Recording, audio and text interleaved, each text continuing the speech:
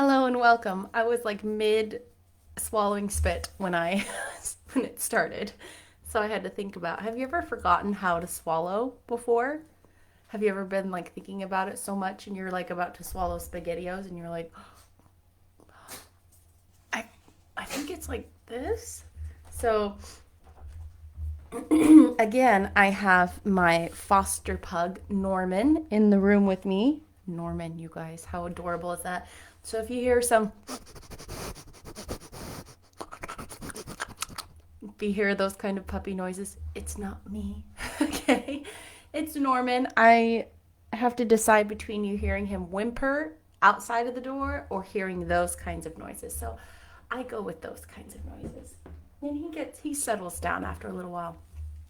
Y'all, this chapter, if you haven't read, watched, whatever, if you don't know the story of Jane Eyre, you're gonna lose your mind. Get out of your mind.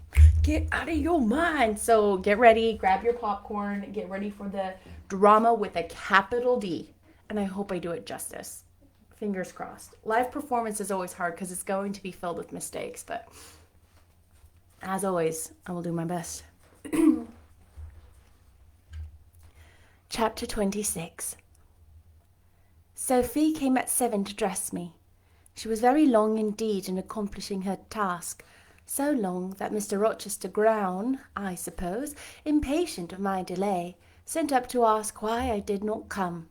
She was just fastening my veil, the plain square of blonde after all, to my hair with a brooch.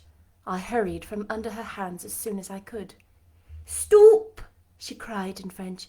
"Look at yourself in the mirror. You have not taken one peep." So I turned at the door. I saw a robed and veiled figure, so unlike my usual self that it seemed almost the image of a stranger. "Jane," called a voice, and I hastened down. I was received at the foot of the stairs by Mr. Rochester. "Lingerer," he said, "my brain is on fire with impatience, and you tarry so long." He took me into the dining-room, surveyed me keenly all over, pronounced me fair as a lily, and not only the pride of his life, but the desire of his eyes. And then telling me he would give me but 10 minutes to eat some breakfast, he rang the bell. One of his lately hired servants, a footman, answered it. "Is John getting the carriage ready?" "Yes, sir." "Is the luggage brought down?" "They are bringing it now, sir." "Go you to the church. See if Mr. Wood, the clergyman, and the clerk are there. Return and tell me." The church, as the reader knows, was just beyond the gates. The footman soon returned. "Mr. Wood is in the vestry, sir, putting on his surplice." "And the carriage?" "The horses are hastening." "We shall not want to go to the church, but it must be ready the moment we return. All the boxes and luggage arranged and strapped on, and the coachman in his seat." "Yes, sir." "Jane, are you ready?" I rose. There were no groomsmen, no bridesmaids, no relatives to wait for or marshal, none but Mr. Rochester and I. Mrs. Fairfax stood in the hall as we passed. I would fain have spoken to her, but my hand was held by a grasp of iron. I was hurried along by a stride I could hardly follow, and to look at Mr. Rochester's face was to feel that not a second of delay would be tolerated for any purpose. I wonder what other bridegroom ever looked as he did, so bent up to a purpose, so grimly resolute, or who under such steadfast brows ever revealed such flaming and flashing eyes. I know not whether the day was fair or foul. In descending the drive, I gazed neither on sky nor earth. My heart was with my eyes, and both seemed migrated into Mr. Rochester's frame. I wanted to see the invisible thing on which, as we went along, he appeared to fasten a glance fierce and fell. I wanted to feel the thoughts whose force he seemed breasting and resisting.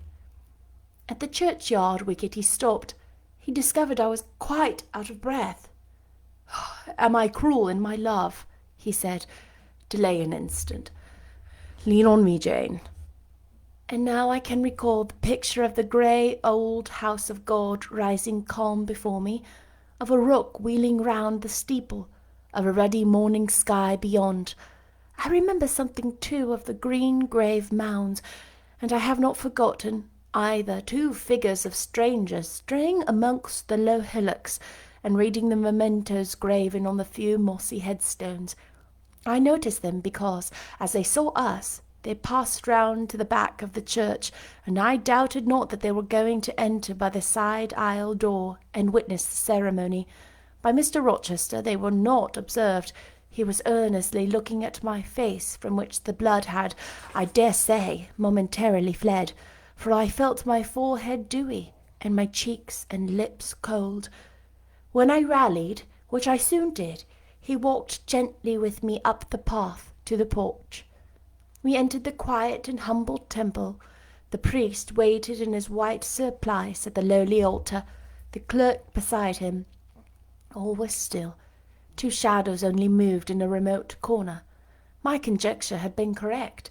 The strangers had slipped in before us, and they now stood by the vault of the Rochesters, their backs towards us, viewing through the rails the old time-stained marble tomb where a kneeling angel guarded the remains of Eyre de Rochester, slain at Marston Moor in the time of the civil wars, and of Elizabeth, his wife. Our place was taken at the communion rails. Hearing a cautious step behind me, I glanced over my shoulder. One of the strangers, a gentleman evidently, was advancing up the chancel. The service began. The explanation of the intent of matrimony was gone through, and then the clergyman came to step further forward, and I, bending slightly toward Mr. Rochester, went on. I require and charge you both, as ye will answer at the dreadful day of the judgment, when the secrets of all hearts shall be disclosed, that if either of you know any impediment why ye may not lawfully be joined together in matrimony, ye do now confess it. For be ye well assured that so many as are coupled together otherwise than God's word doth allow, ye are not joined together by God, neither is their matrimony lawful. He paused, as the custom is. When is the pause after that sentence ever broken by reply? Not, perhaps, once in 100 years. And the clergyman, who had not lifted his eyes from his book, had held his breath but for a moment, was proceeding. His hand was already stretched towards Mr. Rochester, as his lips unclosed to ask, Wilt thou have this woman for thy wedded wife? When a distinct and near voice said, The marriage cannot go on. I declare the existence of an impediment. The clergyman looked up at the speaker and stood mute. The clerk did the same. Mr. Rochester moved slightly, as if an earthquake had rolled under his feet, taking a firmer footing, and turned not his head or his eyes. He said, Proceed. Profound silence fell when he had uttered that word, with deep but low intonation. Presently Mr. Wood said, I cannot proceed without some investigation into what has been asserted, the evidence of its truth all faltered. The ceremony is quite broken off, subjoined the voice behind us. I am in condition to prove my allegation. An insuperable impediment to this marriage exists. Mr. Rochester heard, but he did not. He stood stubborn and rigid, making no movement but to possess himself of my hand. What a hot and strong grasp he had, and how like quarried marble was his pale, firm, massive front at this moment. How his eyes shone, still watchful, and yet wild beneath. Mr. Wood seemed at a loss. What is the nature of the impediment? He asked. Perhaps it may be got over, explained away.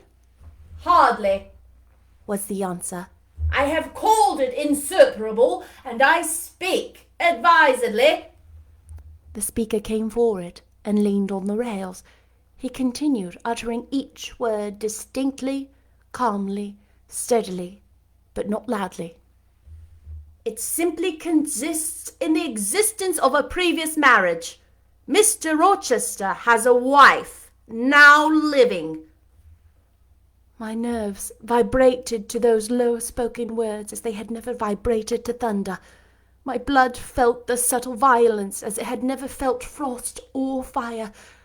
But I was collected, and in no danger of swooning. I looked at Mr. Rochester. I made him look at me. His whole face was colourless rock. His eye was both spark and flint. He disavowed nothing. He seemed as if he would defy all things. Without speaking, without smiling, without seeming to recognize in me a human being, he only twined my waist with his arm and riveted me to his side. "Who are you?" he asked of the intruder. "My name is Briggs, a solicitor of Street, London." "And you would thrust on me a wife?" "I would remind you of your lady's existence, sir, which the law recognizes, if you do not." "Favour me with an account of her, with her name, her parentage, her place of abode." "Certainly." Mr. Briggs calmly took a paper from his pocket and read out in a sort of official nasal voice. "I affirm and can prove that on the 20th October A.D., a date of 15 years back, Edward Fairfax Rochester of Thornfield Hall in the county of Blank and the Ferdine Manor in Blankshire, England, was married to my sister, Bertha Antoinetta Mason, daughter of Jonas Mason, merchant, and of Antoinetta his wife, a Creole at Blank Church, Spanish Town, Jamaica. The record of the marriage will be found in the register of that church. A copy of it is now in my possession. Signed, Richard Mason." That, if a genuine account, may prove I have been married, but it does not prove that the woman mentioned therein is my wife and is living still. "She was living 3 months ago," returned the lawyer. "How do you know that?" "I have a witness to the fact, whose testimony even you, sir, will scarcely controvert." "Produce him, or go to hell!" "I will produce him first. He is on the spot. Mr. Mason, have the goodness to step forward." Mr. Rochester, on hearing the name, set his teeth. He experienced, too, a sort of strong convulsive quiver. Near to him as I was, I felt the spasmodic movement of fury or despair run through his frame. The second stranger, who had hitherto lingered in the background, now drew near. A pale face looked over the solicitor's shoulder. Yes, it was Mason himself. Mr. Rochester turned and glared at him. His eye, as I often have said, was a black eye. It had now a tawny, nay, a bloody light in its gloom, and his face flushed. Olive cheek and hueless forehead received a glow as from spreading, ascending hot fire, and he stirred, lifted his strong arm.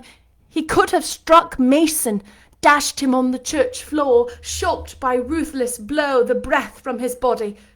But Mason shrank away and cried faintly, "Good God!" Contempt fell cool on Mr. Rochester. His passion died, as if a blight had shriveled it up. He only asked, "What have you to say?" An inaudible reply escaped Mason's white lips. "The devil is in it if you cannot answer distinctly. I again demand, what have you to say?" Sir, interrupted the clergyman, "do not forget you are in a sacred place." Then, addressing Mason, he inquired gently, "Are you aware, sir, whether or not this gentleman's wife is still living?" "Courage," urged the lawyer. "Speak out." "She is now living at Thornfield Hall," said Mason, in more articulate tones. "I saw her there last April. I am her brother." "At Thornfield Hall!" ejaculated the clergyman. "Impossible! I am an old resident in this neighbourhood, sir, and I never heard of Mrs. Rochester at Thornfield Hall. I saw a grim smile contort Mr. Rochester's lips, and he muttered, "No, by God, I took care that none should hear of it, or of her under that name." He mused for 10 minutes. He held counsel with himself.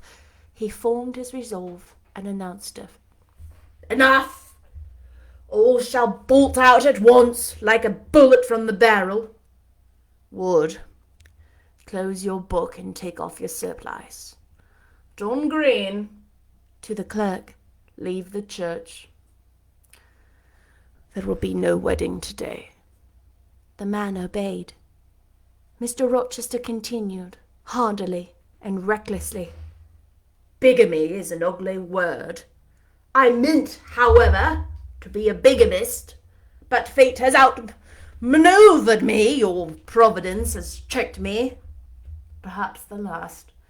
I am little better than a devil at this moment, and, as my pastor there would tell me, deserve no doubt the sternest judgments from God, even to the quenchless fire and deathless worm. Gentlemen, my plan is broken up. What this lawyer and his client say is true. I have been married. And the woman to whom I married still lives. You say you never heard of Mrs. Rochester at the house up yonder. What I dare say you have many a time inclined your ear to gossip about the mysterious lunatic kept there under watch and ward. Some have whispered to you that she is my bastard half-sister. Some, my cast-off mistress. I now inform you that she is my wife, whom I married 15 years ago. Bertha Mason, by name, sister of this resolute personage who is now, with his quivering limbs and white cheeks, showing you what a stout heart men may bear. Cheer up, Dick. Never fear me. I'd soon strike a woman as you. Bertha Mason is mad, and she came of a mad family, idiots and maniacs through 3 generations. Her mother, the Creole, was both a madwoman and a drunkard, as I found out after I had wed the daughter, for they were silent on the family secrets before. Bertha, like a dutiful child, copied her parents in both points. Had a charming partner, pure, wise, modest. You can fancy I was a happy man. I went through rich scenes. Oh, my experience has been heavenly, if you only knew it. But I owe you no further explanation. Briggs, Wood, Mason, I invite you all to my house to come and visit Miss Poole's patient, my wife. You shall see what sort of being I was cheated into espousing, and judge whether or not I had a right to break the compact and seek sympathy or something at least human. This girl, he continued, looking at me, knew no more than you would of the disgusting secret. She thought all was fair and legal, and never dreamt she was going to be entrapped into a feigned union with a defrauded wretch, already bound to a bad, mad, imbruted partner. Come, all of you. Follow. Still holding me fast, he left the church. The 3 gentlemen came after. At the front door of the hall we found the carriage. "Take it back to the coach-house, John," said Mr. Rochester coolly. "It would not be wanted today." At our entrance, Mrs. Fairfax, Adele, Sophie, Leah advanced to greet us and meet us. "To the right about, every soul!" cried the master. "Away with your congratulations! Who wants them? Not I. They are 15 years too late." He passed on and ascended the stairs, still holding my hand, and still beckoning the gentlemen to follow him, which they did. We mounted the first staircase, passed up the gallery, proceeded to the 3rd story. The low black door, opened by Mr. Rochester's master key, admitted us to the tapestried room, with its great bed and its pictorial cabinet. "You know this place, Mason," said our guide. "She bit and stabbed you here." He lifted the hangings from the wall, uncovering the second door. This, too, he opened. In a room without a window there burnt a fire, guarded by a high and strong fender, and a lamp suspended from the ceiling by a chain. Grace Poole bent over the fire, apparently cooking something in a saucepan. In the deep shade at the farther end of the room a figure ran backwards and forwards. What it was, whether beast or human being, one could not at first sight tell. It grovelled, seemingly on all fours. It snatched and growled like some strange, wild animal, but it was covered with clothing, and a quantity of dark, grizzled hair, wild as a mane, hid its head and face. "Good morrow, Miss Poole," said Mr. Rochester. "How are you? And how is your charge to-day?" "Way tolerable, sir, I thank you," replied Grace, lifting the boiling mess carefully to the hob. "Rather snappish, but not rageous." A fierce cry seemed to give the lie in her favourable report. The clothed hyena rose up and stood tall on its hind feet. "Ah, sir, she sees you!" exclaimed Grace. "You'd better not stay." "Only a few moments, Grace. You must allow me a few moments." "Take care then, sir. For God's sakes, take care." The maniac bellowed. She parted her shaggy locks from her visage and gazed wildly at her visitors. I recognized well that purple face, those bloated features. Mrs. Poole advanced. "Keep out of the way," said Mr. Rochester, thrusting her aside. "She has no knife now, I suppose, and I'm on my guard." "No one ever knows what she has, sir. She is so cunning. It is not in moral discretion to fathom her craft." "We had better leave her," whispered Mason. "Go to the devil," was his brother-in-law's recommendation. "Where?" cried Grace. The three gentlemen retreated simultaneously. Mr. Rochester flung me behind him. The lunatic sprang and grappled his throat viciously. She laid her teeth to his cheek. He struggled. She was a big woman, in stature almost equalling her husband, and corpulent besides. She showed virile force in the contest. More than once she almost throttled him, athletic as he was. He could not have settled her with a well-planted bow, but he would not strike. He would only wrestle. At last he mastered her arms. Grace Poole gave him a cord, and he pinioned them behind her. With more rope which was at hand, he bounded to a chair. The operation was performed amidst the fiercest yells and the most convulsive plunges. Mr. Rochester then turned to the spectators. He looked at them with a smile both acrid and desolate. "That is my wife," said he. "Such is the sole conjugal embrace I am ever to know. Such are the endearments which are to solace my leisure hours. And this is what I wish to have," laying his hand on my shoulder. "This young girl who stands so grave and quiet at the mouth of hell, looking collectedly at the gambols of a demon. I wanted her just as a change after that fierce ragot." "Wood, Briggs, look at the difference. Compare these clear eyes with that red bull's yonder. This face with that mask.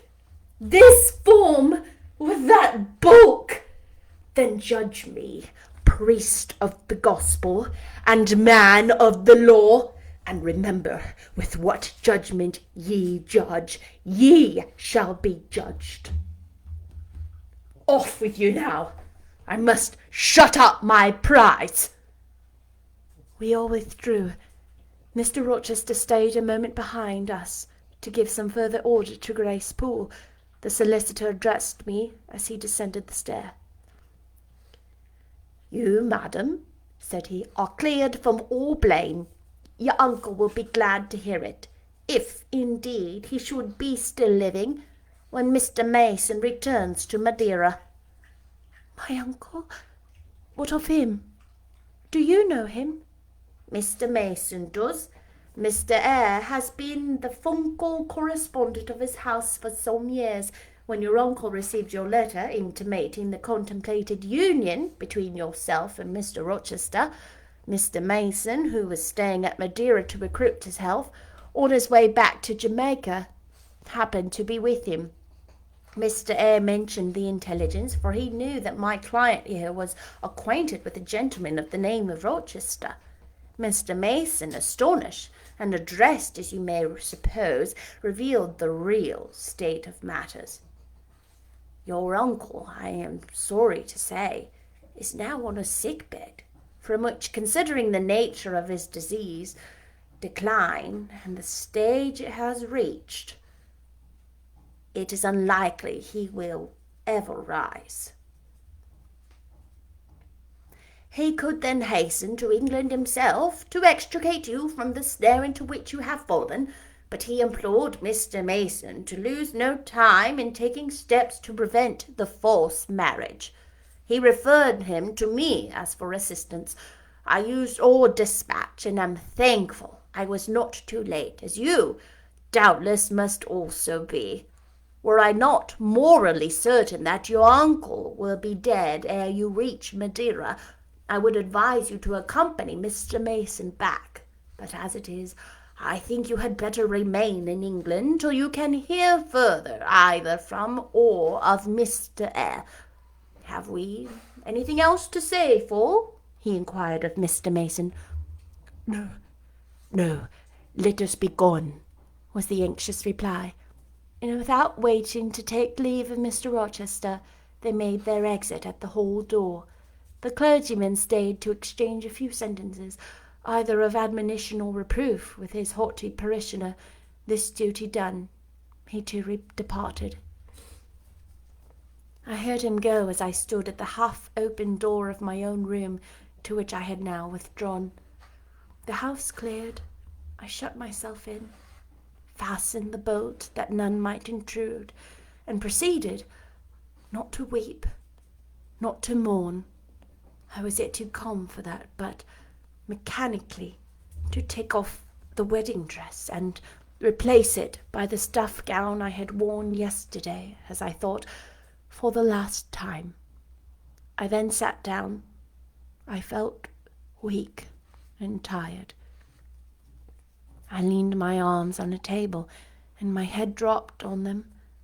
And now I thought, till now I had only heard, seen, moved, followed up and down where I was led or dragged, watched event rush on event, disclosure open beyond disclosure. But now I thought. The morning had been a quiet morning enough, all except the brief scene with the lunatic. The transaction in the church had not been noisy, but there was no explosion of passion, no loud altercation, no dispute, no defiance or challenge, no tears, no sobs. A few words had been spoken, a calmly pronounced objection to the marriage made, some stern, short questions put by Mr. Rochester, answers, explanations given, evidence adduced, an open admission of the truth had been uttered by my master. Then the living proof had been seen. The intruders were gone, and all was over. I was in my own room as usual, just myself, without obvious change. Nothing had smitten me, or scathed me, or maimed me, and yet where was the Jane Eyre of yesterday? Where was her life? Where were her prospects? Jane Eyre, who had been an ardent, expectant woman, almost a bride, was a cold, solitary girl again. Her life was pale. Her prospects were desolate. A Christmas frost had come at midsummer. A white December storm had whirled over June. Ice glazed the ripe apples. Drifts crushed the blowing roses. On hayfield and cornfield lay a frozen shroud. Lanes which last night blushed full of flowers, today were pathless with untrodden snow, and the woods, which 12 hours since waved leafy and flagrant as groves between the tropics, now spread waste, wild and white as pine forests in wintry Norway. My hopes were all dead, struck with a subtle doom, such as in one night fell on all the firstborn in the land of Egypt. I looked on my cherished wishes, yesterday so blooming and glowing. They lay stark, chill, livid corpses that could never revive. I looked at my love, that feeling which was my master's, which he had created. It shivered in my heart like a suffering child in a cold cradle. Sickness and anguish had seized it. It could not seek Mr. Rochester's arms. It could not derive warmth from his breast. Oh, never more could it turn for him, for faith was blighted, confidence destroyed. Mr. Rochester was not to me what he had been, for he was not what I had thought him. I would not describe vice to him. I would not say he had betrayed me. The attribute of stainless truth was gone from his idea, and from his presence I must go. That I perceived well. When, how, whither, I could not yet discern, but he himself, I doubted not, would hurry me from Thornfield. Real affection, it seemed, he could not have for me. It had been only fitful passion that was balked. He would want me no more. I should fear even to cross his path now. My view must be hateful of him. Oh, how blind had been my eyes! How weak my conduct! My eyes were covered and closed. Eddying darkness seemed to swim round me, and reflection came in as black and confused a flow. Self-abandoned, relaxed and effortless, I seemed to have laid me down in the dried-up bed of a great river. I heard a flood, loosened in remote mountains, and felt the torrent come. To rise, I had no will. To flee, I had no strength. I lay faint, longing to be dead. One idea only still throbbed lifelike within me, a remembrance of God. It begot an unuttered prayer. These words went wandering up and down in my rayless mind as something that should be whispered, but no energy was found to express them. Be not far from me, for trouble is near. There is none to help. It was near me, and as I had lifted no petition to heaven to avert it, as I had neither joined my hands, nor bent my knees, nor moved my lips, it came.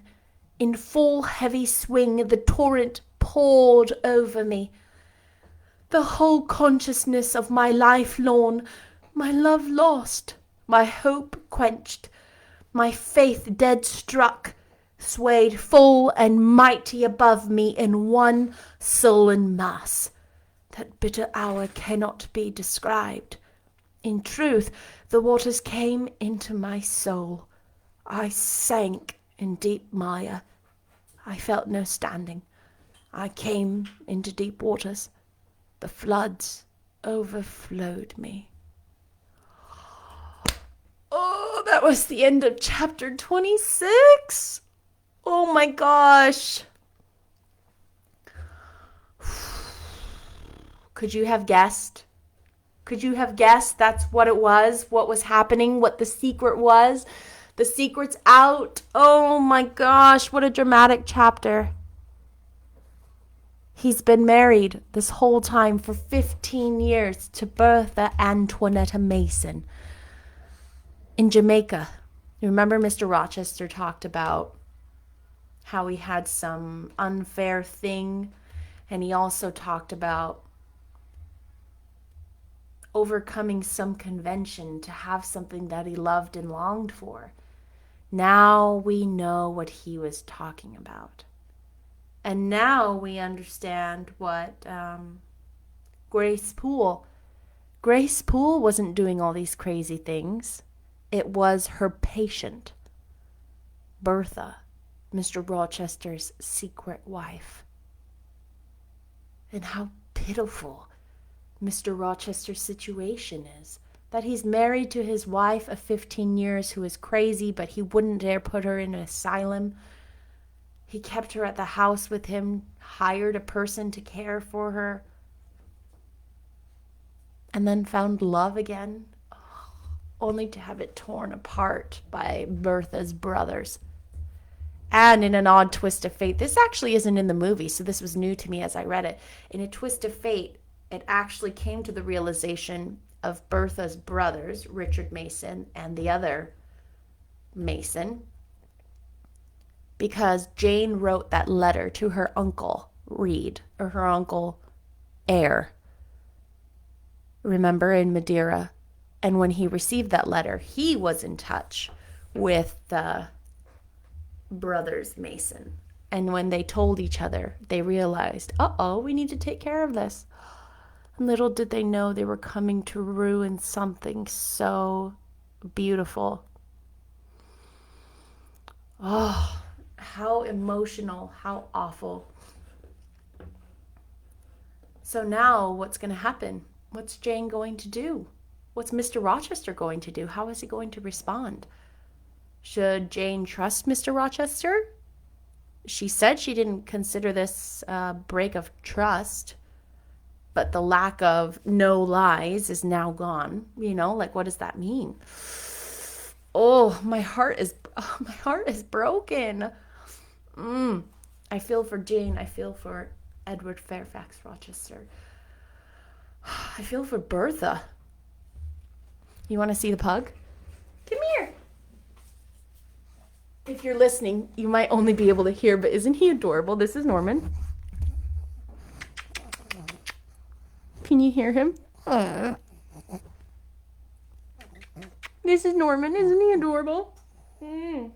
Pugs are my favorite. Okay, can you say bye, Norman? Say bye. We'll see you tomorrow for the next chapter, which is just as dramatic. We need to hear the confrontation between Jane and Mr. Rochester. The secret's out. All is in the open. And now, how will they be with each other? Everything has changed.